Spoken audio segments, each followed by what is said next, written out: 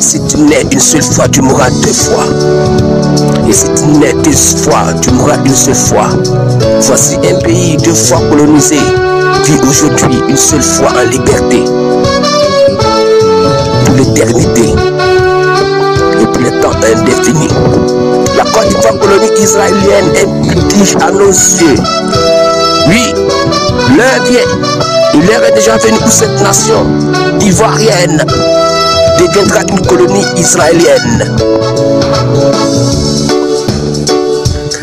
Un pays béni, une terre sainte, une terre de grâce, une terre de bénédiction, une terre où Jésus va descendre. Je vous dis la vérité, le jour où Jésus-Christ viendra dans ce monde, le jour où Jésus-Christ reviendra, verra son entrée dans ce monde. Il descendra d'abord en Côte d'Ivoire avant d'aller se révéler à Israël.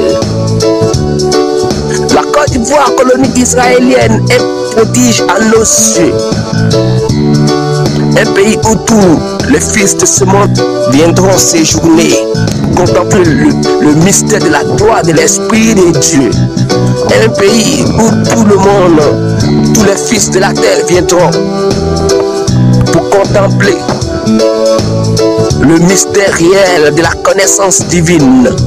Un pays où les personnes viendront chercher la volonté parfaite de Dieu.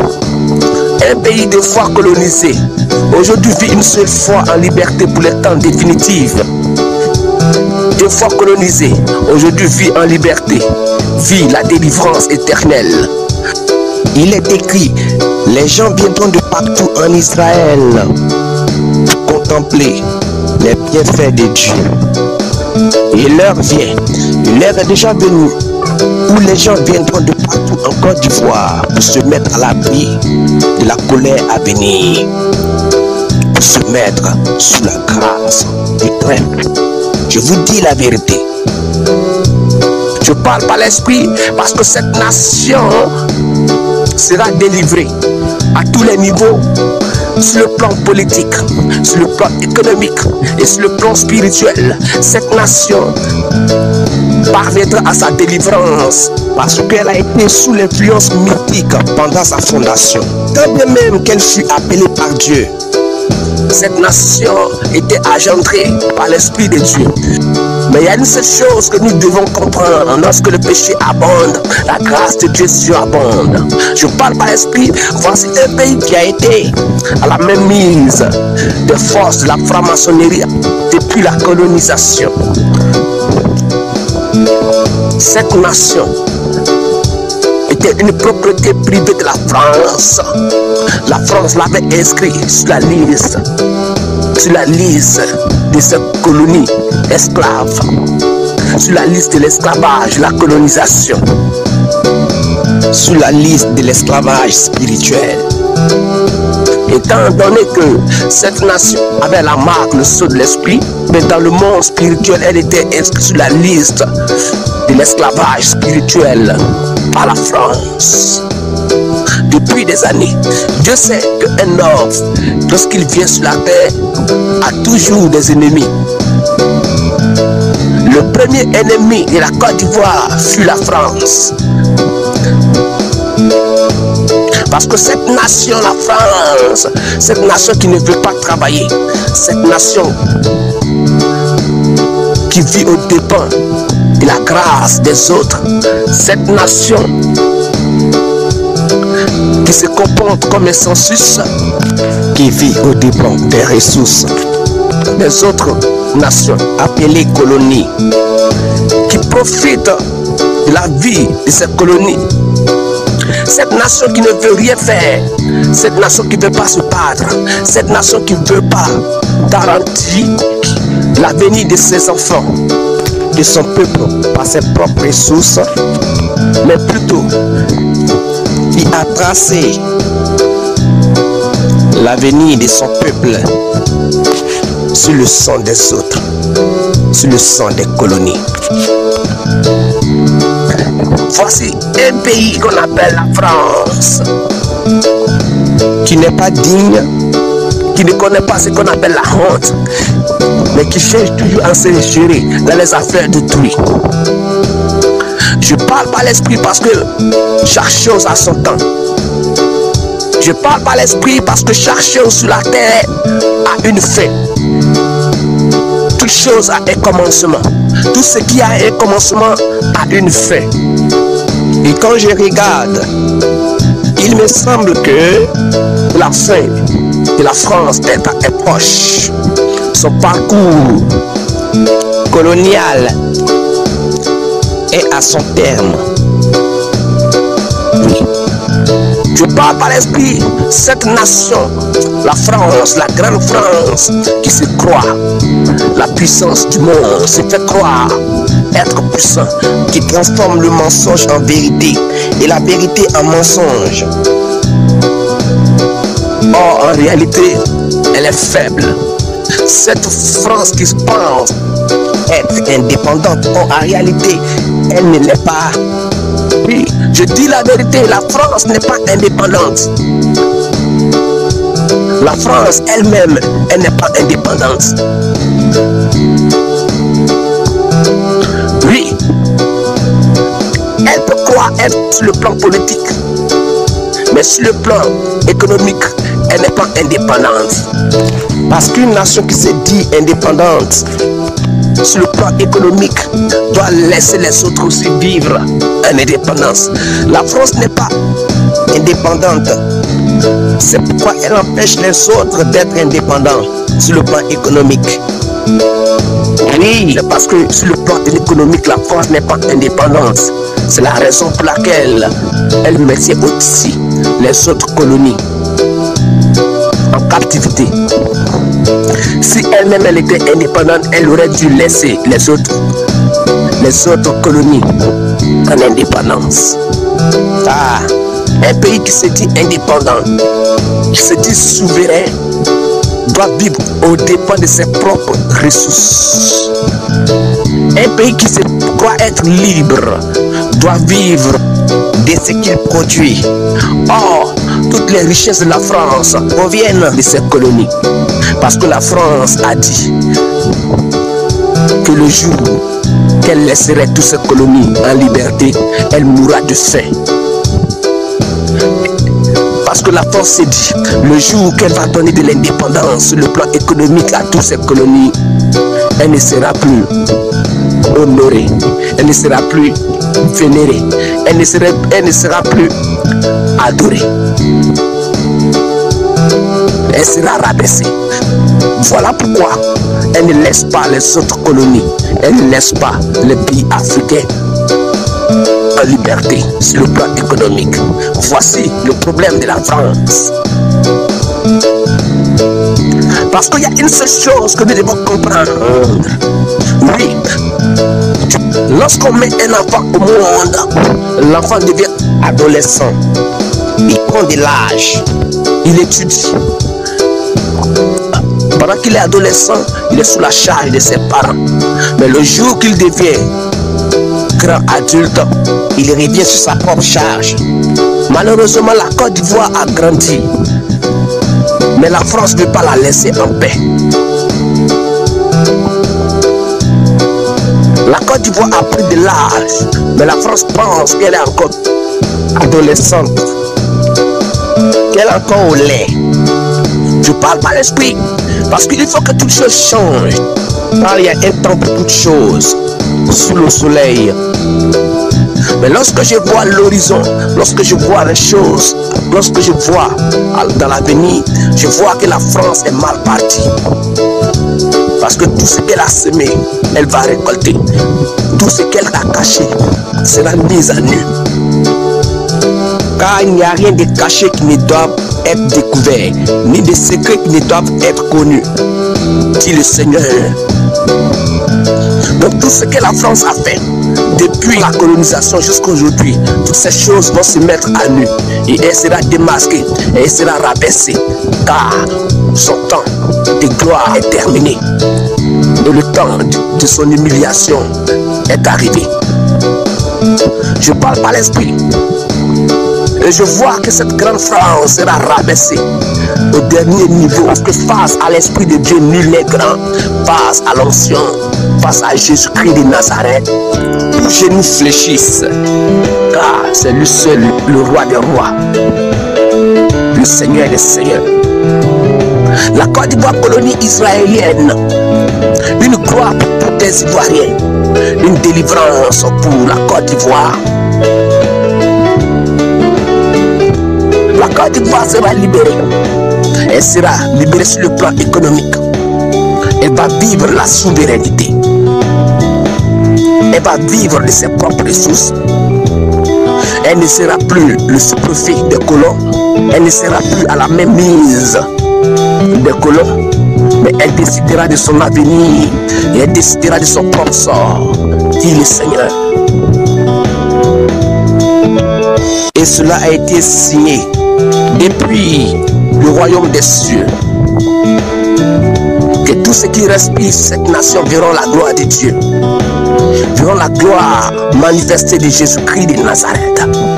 Je parle par l'esprit parce que cette Côte d'Ivoire sera le siège de la gloire de l'Esprit de Dieu. La Côte d'Ivoire, colonie israélienne, un scandale à l'Élysée, une délivrance, une joie pour tous les Ivoiriens. Pourquoi un scandale à l'Élysée? La France ne peut pas comprendre que cette nation qu'elle avait assujettie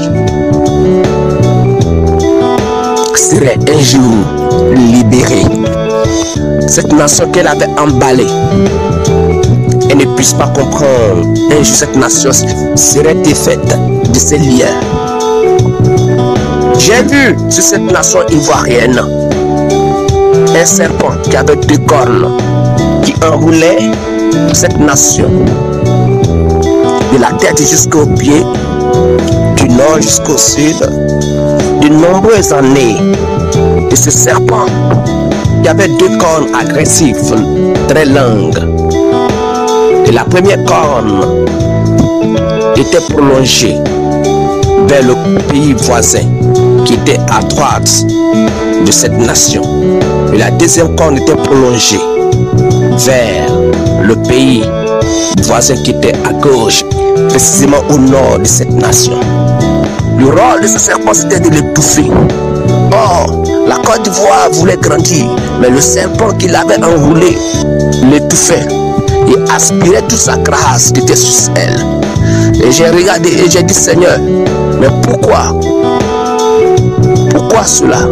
Pourquoi cette nation a une attitude suffocante?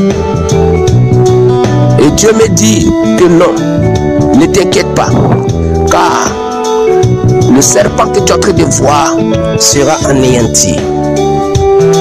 Et j'ai vu un ange sortir, semblable à un fils de l'homme, ayant dans sa main une épée à double tranchant. Et l'ange qui était semblable à un fils de l'homme, qui saisissant une épée à double tranchant, frappa la tête de ce serpent qui avait enroulé la Côte d'Ivoire. Il le frappa sur la tête. Lorsqu'il a frappé sur sa tête, la première corne qui était prolongée vers le côté gauche fit tomber.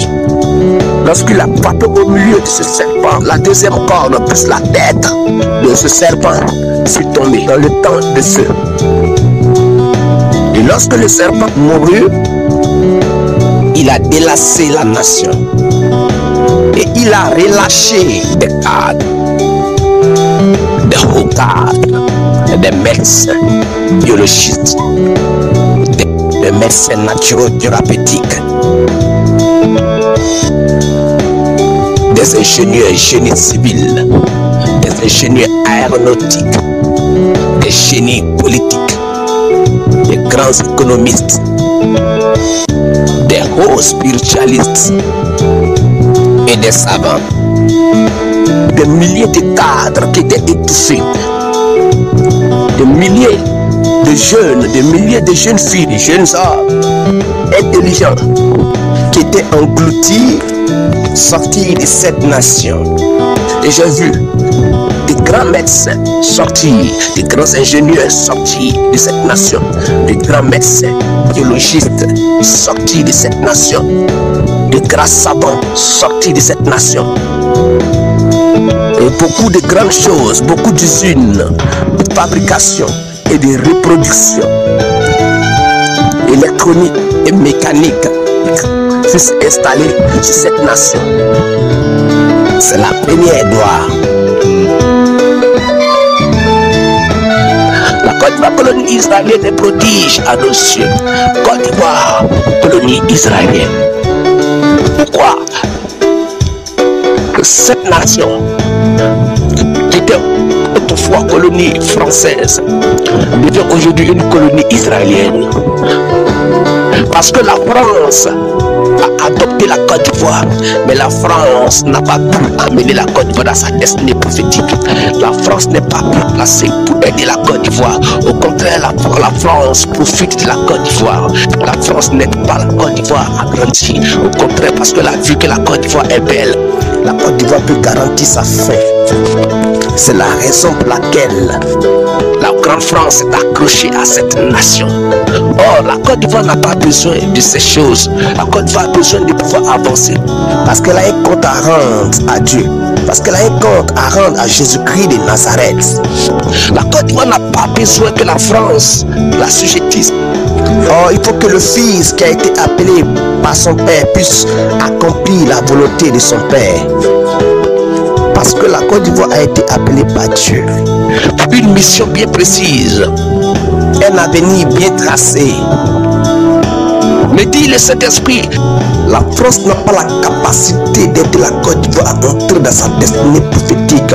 C'est pourquoi je l'arracherai dans sa main et je la donnerai à Israël. Je libérerai la Côte d'Ivoire de la main de la France et je donnerai à Israël.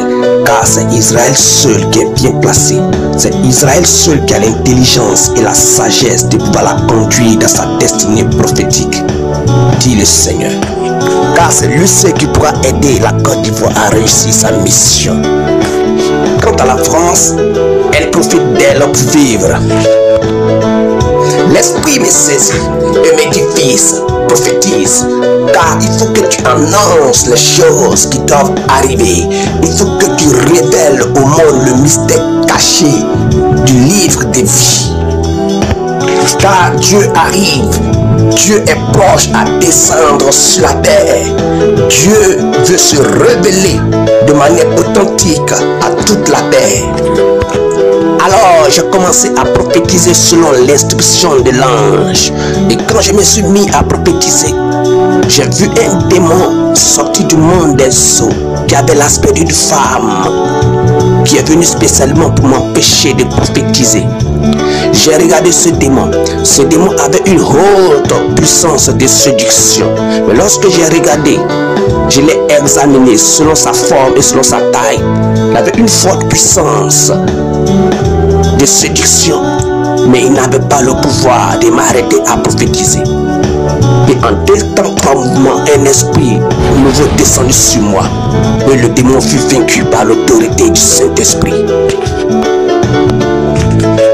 Alors une force descendue du ciel et me revêt d'un manteau de puissance. Et l'ange me dit encore, prophétise à nouveau. Alors je prophétisais. Et pendant la prophétie, mon esprit s'ouvrit. J'ai regardé dans le ciel et je vis un livre ouvert. Et lorsque j'ai commencé à contempler le mystère de Dieu dans ce livre, j'ai vu que dans ce livre, il y avait deux oliviers qui se tenaient dans la présence du Seigneur. Et l'Esprit me dit, regarde, c'est grâce à ces deux oliviers que la paix arrive à tenir à la grande tentation du diable. C'est grâce à ces deux oliviers que la paix arrive à résister. Sans ces deux oliviers, la terre serait dans le chaos. Alors j'ai commencé à regarder la présence de Dieu, toujours fixant les deux oliviers. Et lorsque j'ai commencé à regarder ces deux oliviers, il me semble que ces deux oliviers étaient deux nations. Et Dieu me dit, ces deux oliviers qui ont été annoncés par les prophètes, car ces deux oliviers représentent deux nations qui sont sur cette terre. Il était écrit au sujet des deux oliviers. Il y avait un qui avait la capacité de transformer de l'eau en sang et l'autre avait la capacité de fermer le ciel. J'ai fixé le premier olivier qui avait la capacité de transformer de l'eau en sang. Je l'ai observé. Et le premier olivier avait l'aspect d'Israël. Et l'esprit me confirme en me disant, le premier olivier, c'est Israël. Et j'ai observé le deuxième olivier qui avait la capacité de fermer le ciel. Je l'ai observé aussi. Et lorsque je l'ai regardé, il avait l'aspect de la Côte d'Ivoire. Et l'ange encore me confirme, le deuxième olivier, c'est la Côte d'Ivoire. Le premier olivier qui avait la capacité de transformer de l'eau en sang, c'est Israël, le détenteur de la loi divine. Le deuxième olivier qui avait la capacité de fermer le ciel, c'est la Côte d'Ivoire, le détenteur de la foi divine. Et lorsque la loi et la foi se mirent ensemble, la gloire de Dieu descendit sur la terre. Car grâce à ces deux nations que la terre arrive à tenir aux tracasseries du diable. Car ce sont ces deux nations qui intercèdent nuit et jour pour la terre auprès du Seigneur. Ce sont ces deux nations qui maintiennent la terre en équilibre. C'est grâce à Israël et grâce à la Côte d'Ivoire que la terre résiste aux puissances des ténèbres, aux mensonges que le diable est en train de prôner sur la terre. Voici le mystère de Dieu. Et l'Esprit me dit, il faut que ces deux oliviers s'unissent. Et lorsque la loi et la foi se mirent ensemble, alors l'agneau fera son premier pas dans ce monde. Et l'Esprit me dit, oui, Israël et la Côte d'Ivoire se mettront ensemble. Car Israël et la Côte d'Ivoire sont des frères. Ce sont des deux élus qui ont été choisis. Ce sont des deux élus qui ont été appelés par Dieu pour le réveil des nations. Ce sont des serviteurs de Dieu. La Côte d'Ivoire, colonie israélienne, une puissance pour la Côte d'Ivoire, une délivrance pour les autres nations. Et lorsque la Côte d'Ivoire et Israël se mettront ensemble, ils se mettront comme un seul homme et ils combattront contre la bête et le dragon et contre tous ceux qui veulent exercer le nouveau ordre mondial.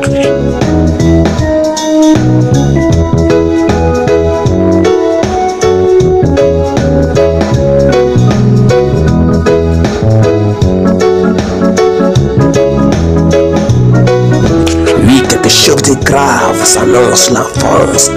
Un grand scandale se prépare sur la France car les fils d'Amon et les Ismaélites se mirent ensemble pour liguer la guerre contre la grande tour Eiffel. Ils se sont mis ensemble comme un seul homme et ils ont combattu contre la tour Eiffel, symbole de la grande pyramide égyptienne. Ils ligueront la guerre contre la grande tour Eiffel et finiront à la vaincre. Et j'ai observé, j'ai regardé, la grande tour Eiffel, symbole du grand camp maçonnique qui est élevé sur la France, est tombée. Elle est tombée et ne peut plus se relever. Oui, j'ai regardé, la grande tour Eiffel est tombée. Il n'y a eu personne pour pouvoir la rebâtir. Elle est tombée. Et elle est partie. Et l'esprit ouvre mon esprit et je vis sur la France sortir un centenier qui, fléchissant les genoux nuit et jour, implora la faveur du Seigneur sur la France. Et par ses prières de supplication, il eut l'autorisation de pouvoir rebâtir la France, mais cette fois-ci sous le Christ et cette fois-ci sous la présence du Saint-Esprit. Je parle par l'esprit et je parle aux autres nations. Vous qui êtes venus en Côte d'Ivoire pour chercher de quoi à se nourrir, je vous parle, je vous prie. Ne vous ingérez pas dans les affaires de la Côte d'Ivoire. Car si vous ne voulez pas agir avec sagesse et intelligence, il s'élèvera sur cette nation un président qui vous fermera la porte et vous n'aurez plus accès à ce pays. Car la Côte d'Ivoire vous a tendu la main. Il faudrait que vous veniez ici pour chercher de quoi à manger, pour que le jour où vous seriez chez vous, que vous enseignez à vos enfants les bienfaits de Dieu sur cette nation. grâce que Dieu a fait pour vous sur cette nation. Je parle par l'esprit. La France n'a pas aidé. La France n'a pas la capacité d'aider la Côte d'Ivoire à entrer dans sa destinée prophétique. Voilà pourquoi je la arracherai entre ses mains et je la remettrai à Israël. Car c'est Israël seul qui pourra aider la Côte d'Ivoire à entrer dans sa destinée prophétique. Que celui qui a des oreilles pour attendre, attend ce que dit l'Esprit aux églises.